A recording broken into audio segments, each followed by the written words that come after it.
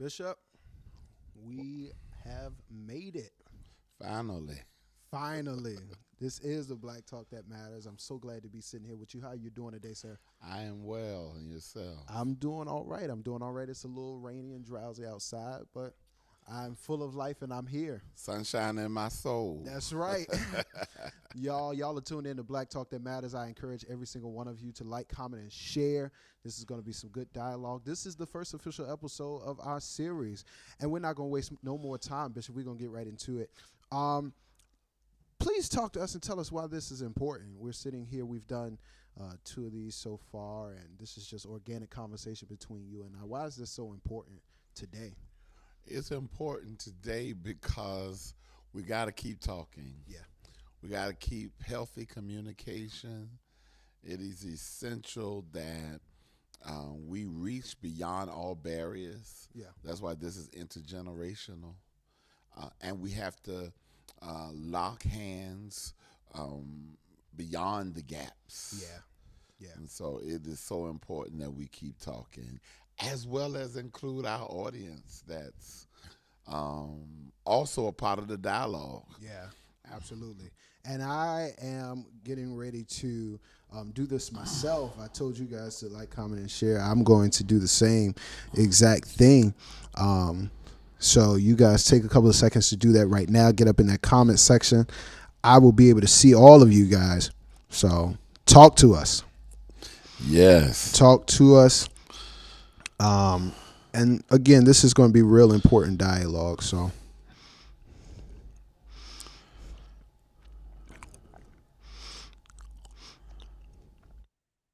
important today, Bishop. I thought that, and even getting here, we have received more disturbing news that in Texas, a mass shooting has occurred in an elementary school.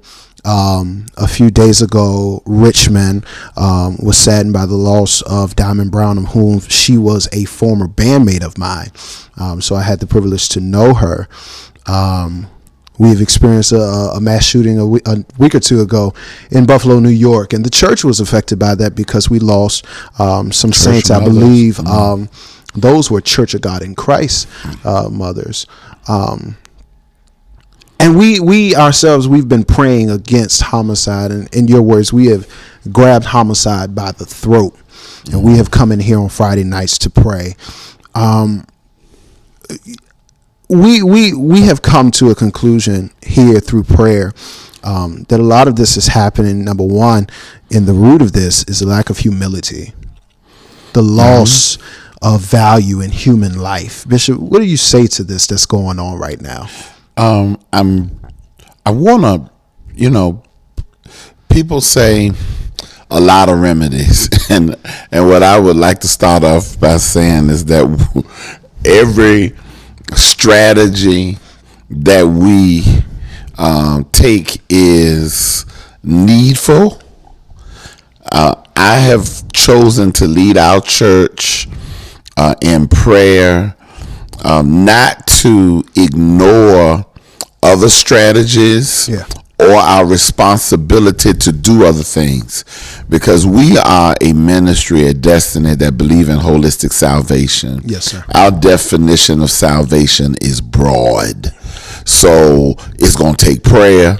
It's going to take advocacy, right, which some of the young adults at the church, including yourself, yes, sir, advocating for policies to change for all generations, but you specifically are looking at laws for adolescents. Yes, sir. It's going to take us going down to our police departments, and I know in Petersburg, I heard today where the police chief said if he has to over police in order to address homicide, over policing is probably going to have another kind of effect on our people, right, because we have experienced some challenges or some injustices with our police departments across the country.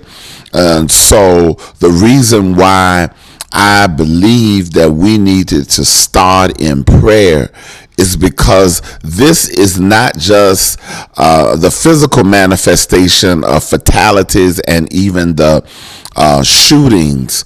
There is a deeper reality, and people of faith ought to know that this is a spiritual as well as social, economical, political agenda of the enemy. Yeah. That we are facing. This is our Goliath. Wow. It's the giant.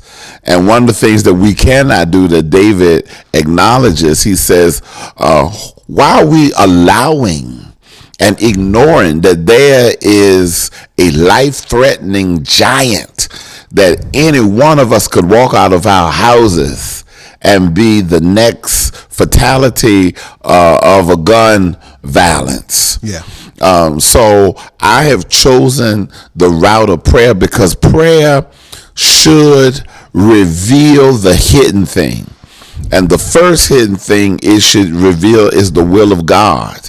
And so when we started prayer, one of the things we started prayer with a presupposition that says violence is not acceptable. Right. Right.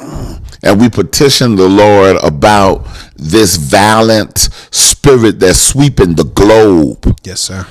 And we must not ignore that we are in a Cold War or World War, what's going on in Ukraine. Yeah. That's violence. And the first night that we came to prayer, James chapter 4 was leading us through that prayer. And I want to read it right now. James chapter 4 verses 1 and 2 says, where do you think all these appalling wars and quarrels come from?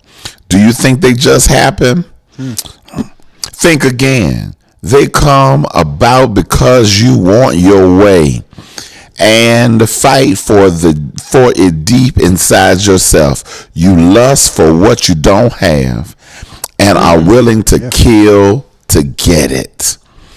So when you look at people going through in themselves a longing to obtain their will, Yeah. and they use the strategy of gun violence, self-centeredness, ignoring others and the community in which you live in, Right. Selfishness, the ego, unmanaged, is the root of any violence that we have. Wow. And so what we need to do is first pray that people, there's a change of heart, there's a repentance, that people will not see that having their own way is priority. Now, some of the violence is out of survival. Yeah. It's still violent. We can justify. Someone attacked my house and I went and got a gun because I was trying to save myself. Right. Right. Some is justifiable and others are not. Somebody in Texas today, the young man killed his grandmother and went to the school and started shooting. And so I'm wondering, we don't know if it was because he wanted his way so strongly that he didn't even value a family member. Because we have multi-dimensional murders going on, or homicides going on. Right. And it is one root. And I often say, gun violence, you can get it done like I think it needs to be done. And in most time, it is not justified. So in most time, it's not justice. Yeah. It's an injustice that is occurring on someone else. But we first got to understand that violence is a response, Right. to what's going on in an individual or group of people that execute violence. Right, and that carries me right to the next place I want to go. What you just read was a reminder that violence is not something that just springs up. And what are some of the things, at least now, that we could be responding to? What are some things that are in our community that are causing these responses to happen like this? Because one of the aspects of this is we're doing it to our own, at least here in Richmond, to each other, to our brother and sister. We're killing each other off. What are some things that we're responding to, and why we're responding to it like this, the way that you see it? I would like to take a pause and see who's on. Yeah, and then absolutely. Are you seeing any response? Sharon James and Tawanda Coleman. I see you out there. Great. I'm also checking the other pages. Good evening to Mother Elder Flossie Moore. And there are more of you that are out there. Thank you so much, Bishop. We definitely want to make sure that we recognize you all for taking the time out of your day to come hang with us and talk with talk with us as we chop it up. This is just us talking. I see some more in the end. But yes, sir, Bishop. We check cases of gun violence. Yeah. You have to take them one by one. In Buffalo, that is because racism. Clear. When they went back and looked at the perpetrator's Facebook page, he had been plotting, and he drove 200 miles. Yeah. Researched. Right. To make sure this is a black community. Right. It was sheer racism. That means hatred, prejudice that ruled the heart, that caused that man to target that community.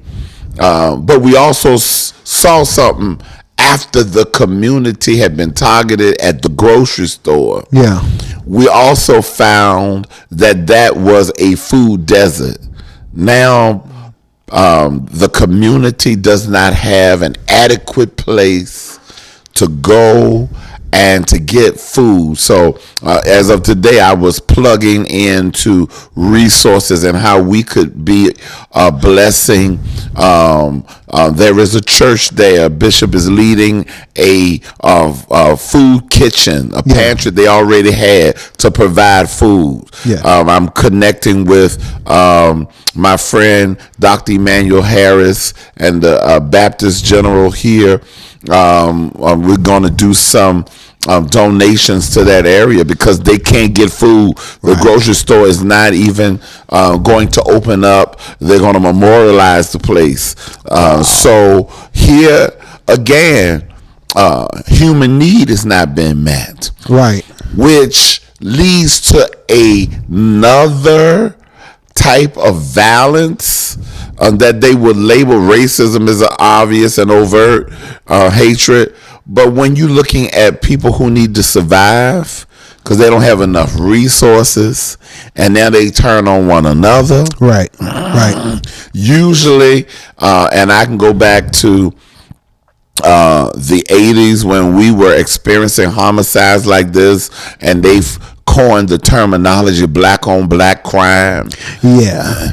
That was, yes, we were killing one another, but don't miss the hidden root of that. Right. And I'm not sanctioning the black on black crime. Violence is just unacceptable. I don't care if we're at world war. There ought to be another strategy to come to some peace, peace, and this goes back to what we prayed last week when Minister Siobhan was praying, and he started talking and leading in prayer about being a peacekeeper. Yeah. And Lord, give us the ability to house your shalom.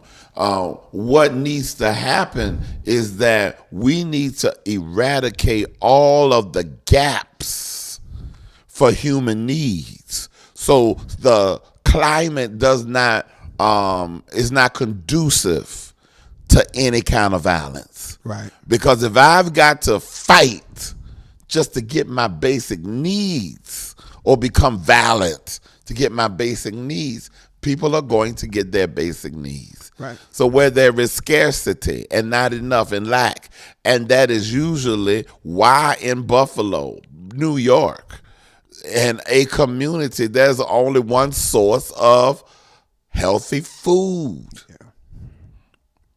That is systemic.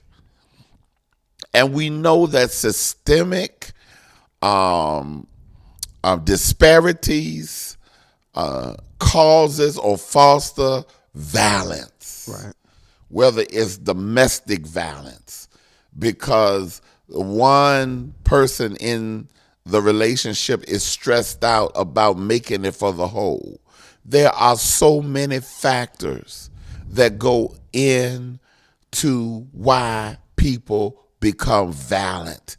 And we are not justifying any of them, but we are identifying factors that continue to undergird violence as a reality in our communities. Yes, sir.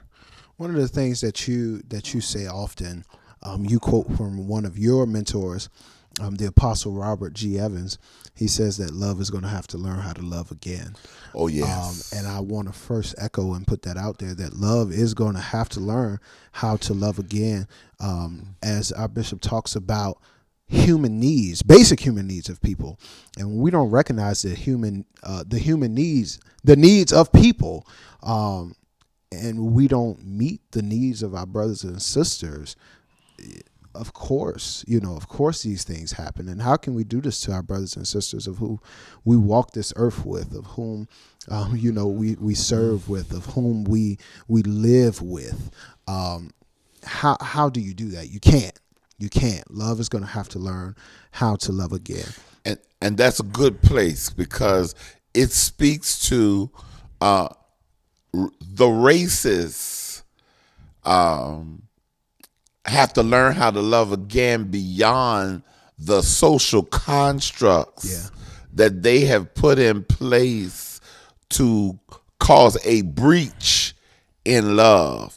Because what has happened in that situation is that because they have constructed who to love, right, when they have to share territory, geographical locations with other people, they feel like they don't belong. Yeah. Because those who have these prejudices as well as these boundaries of who to love, they want to protect. Right. And see, we got to even be mindful of those buzzwords in even some of this Christian, American Christianity. Yeah. When they say we got to protect our country, we got to protect the country.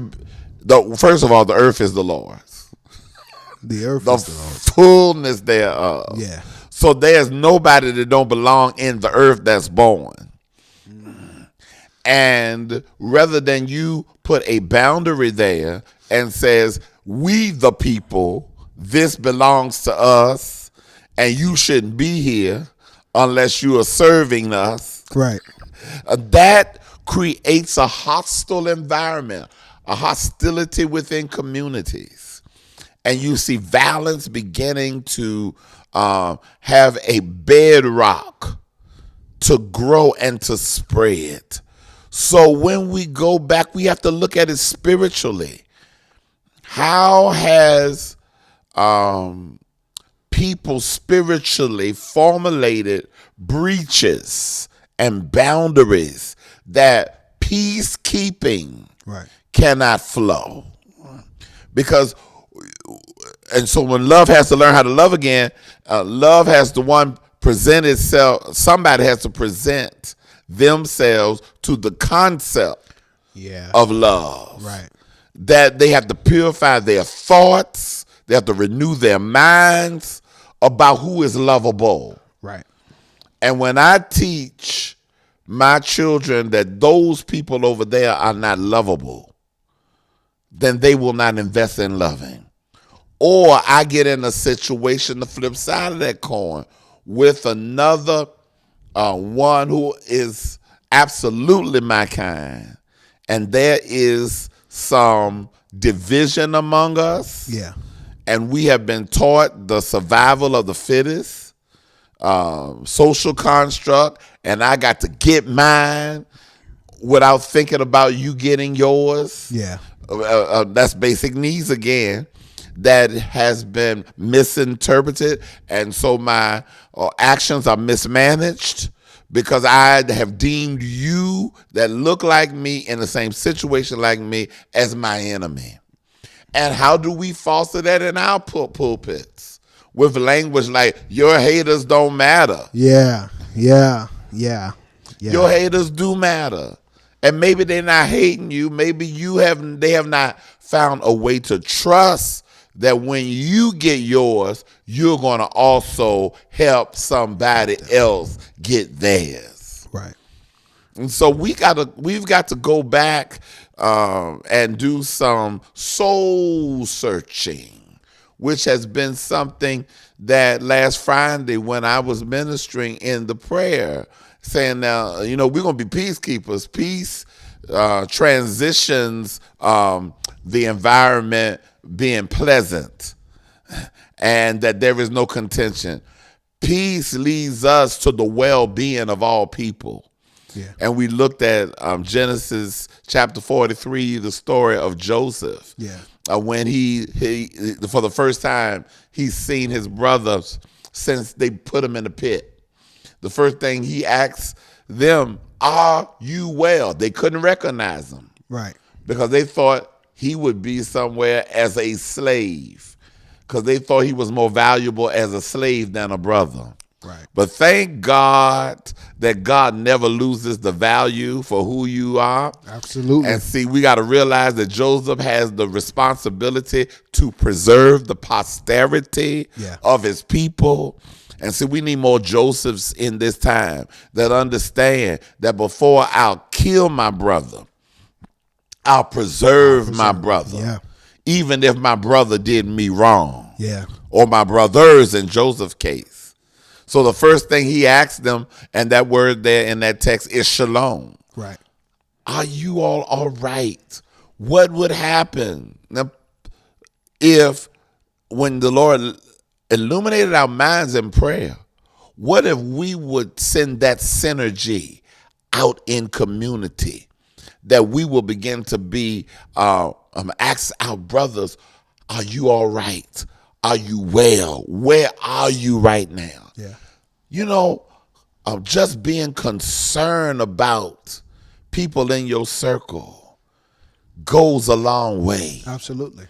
And that's how we, as a African American black community, were able to survive the worst of times. Because we wanted to make sure, are you okay? One of the things that was so funny today when I was talking, trying to get this thing, one of the things that the young lady said to me, one thing about us, we can get some food going. We can, because we are concerned about you having enough. I don't care how poor we are. Right. I don't care if we're on government assistance or what. We're going to make sure that there's enough food for everybody. Right. And that's out of our bowels of compassion or our love, that you at least got your basic needs met. Yeah. And so as a community, as a church community, that's why here at the church, I don't make everybody come after service and eat, but I strongly suggest to my leaders, we don't meet but one day. Right. Can we at least eat together on Sunday? Yeah. Because eating together, some miracles happen when we get together. when Jesus was eating, and we call it the Last Supper, but they were just eating. He did some things that he had never done before. He bowed down and washed the feet of people that was washing his feet, but not in love with him. Yeah. Yeah. Because he washed Judas' feet. He washed Peter's feet and said, if I don't do this, I'm none of yours. Yeah. So the affirmation or reaffirmation that I belong to you, that I'm with you, is another way love finds a way to love again. And we need to make sure that our connections are strong connections among ourselves. Because if we don't be mindful, everybody since the pandemic is under stress. It's a hostile world. The pandemic, everything shifted. The way we do work shifted. Now the people in Virginia are demanded to go back to full-time work because not of the concern, the pandemic hasn't gone anywhere, but the real reason why in Virginia the governor has mandated us because the restaurants don't have any business where the people work for work. Right. And so getting them to come back to work and pronouncing Virginia's open again. Virginia's open again. Right. It's not about the well-being of a person. It's about the economy. Right. Which is another culprit behind violence. Yeah. Money matters in homicides. People want to get money. They gotta get paid. They got to get the Benjamins or whatever y'all saying today. It's all about the Benjamins. It's all about the Benjamins. Yeah. You got to make it rain. Right. You know, and we say that stuff, but we don't understand what are the ramifications. Yeah. What are the consequences when we keep, and this is how we say it in the church, and it's all right, money coming to me. Money cometh. Yes. And then we make a divide there. You ain't got enough money because you ain't got faith. Wow. Rather than say everybody's not going to be a millionaire. And when you get your millions, don't forget me. Right. Jesus says to the thief, now I'm going to change your trajectory. Yeah. I'm going to let you come into paradise. And there's a dialogue there, an exchange that one says to the other, when you come into yours, don't forget me. Yeah. We cannot forget one another when we go and get resources. Money is not your source. It's a resource. Yeah. You know, as you were talking, you reminded me, those of you who you may or may not know, I'm a part of the United Holy Church of America, and our former presiding bishop, he just preached at our international convocation, and he said, it is time for us to get back to the table and have table talk. And he talked about how things happen at the table that won't happen elsewhere. That's when you get your healing. That's when you get into connectivity. It's at the table. And we say it around here, when we created Table Talks, our ministry is built upon Table Talks. Yeah. And we say it in this place, God is in the in dialogue. the dialogue. Yeah, we surely did. We surely did. And that's what makes this right here all the more important. Coming together, you and I, who look very different, although we look like the same kind. Sometimes we walk in restaurants and places and they say, is that your son? Yeah. But there will be a lot of distinctions between you and I. If you and I don't come together and talk, there's going to be a gap that will not be connected. Right. And we've got to do that. And rather than what I have chosen as a leader, rather than fighting, being violent with a generation, I have turned around and said, look, I am getting older now, and all my friends are dying, and I'm going to need somebody. Yeah. How do you get people in your life? You've got to be kind. Yeah. He that will have friends must first show himself friendly. Right. That's not about an age.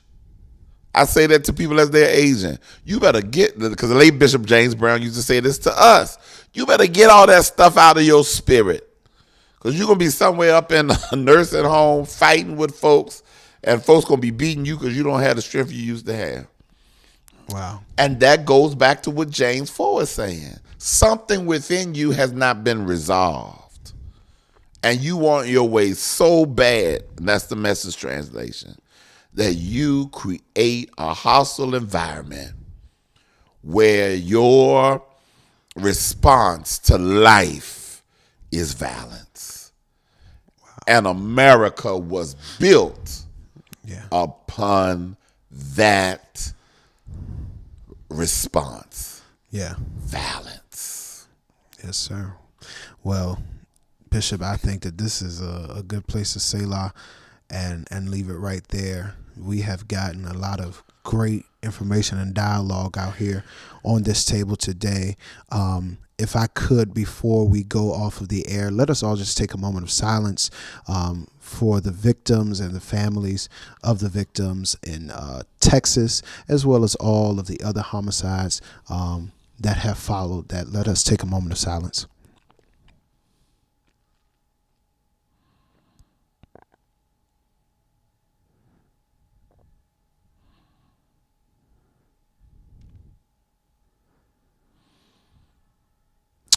We thank you all so much for tuning in once again. I am Minister Hassan and Bishop. I'm Bishop Moore, but we want to invite them Friday night. Yes, sir. Yes, sir. I don't know what you got cooking on Friday night. Well, Bishop, we will be back here in prayer, albeit that person answers. It will be shared later on. I don't want to speak on it until it's official.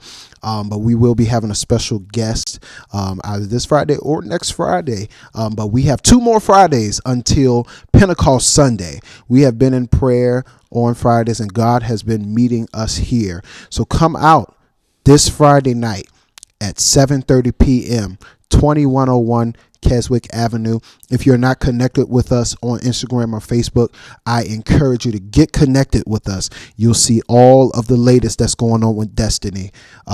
Once again, this Friday at 7:30 p.m. right here at Destiny Community Church. That's 2101 Keswick Avenue, Richmond, Virginia, 23224.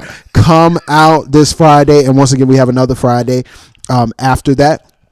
God is meeting us here. We're on the road to Pentecost, Bishop. Yes, we are. We're on the road to Pentecost. So let's go. Y'all get with us and let's meet God together. Thank you guys so much. We will be back here next Tuesday evening at 7 o'clock p.m. This is Black Talk That Matters.